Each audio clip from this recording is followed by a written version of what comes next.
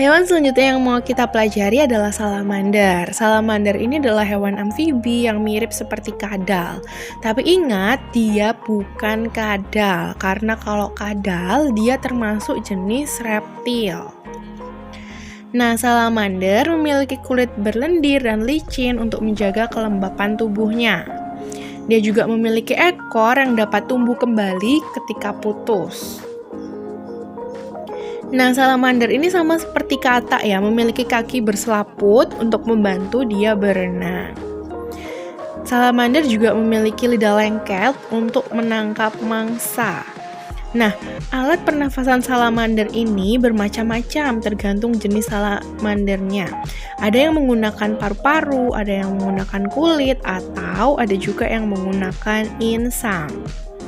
Ini adalah beberapa jenis dari salamander.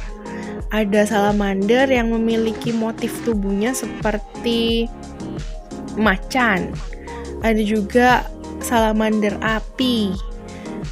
Ada juga salamander Jepang yang sangat besar, salamander hijau, salamander macan California, salamander hitam, dan lain-lain. Nanti kalian bisa cari juga mengenai tipe-tipe atau jenis-jenis salamander ini ya. Nah, kamu perlu tahu ini loh, ini penting sekali. Salamander itu dapat menjadi penanda adanya polusi. Mengapa? Nah, karena salamander ini ada yang bernafas dengan kulit, jadi salamander ini sangat peka dengan keadaan sekitar. Ketika ada polusi udara, dan udara itu masuk melalui kulit salamander, dia peka dengan keadaan ini. Daerah yang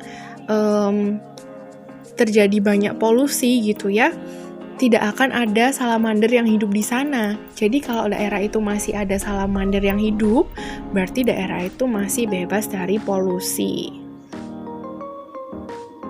Nah, ini adalah cara salamander bertahan hidup. Yang pertama, dia mengelabui musuh dengan memutuskan ekor. Lalu ekornya dapat tumbuh kembali. Beberapa jenis salamander ini juga dapat mengeluarkan racun. Misalnya adalah salamander api. Nah, siklus hidup salamander. Yang pertama, salamander dewasa, dia akan bertelur. Lalu telurnya menetas menjadi larva. Larva salamander itu disebut dengan F. Nah, larvanya ini akan tumbuh kaki depannya. Lalu, larva ini juga bernafas dengan insang.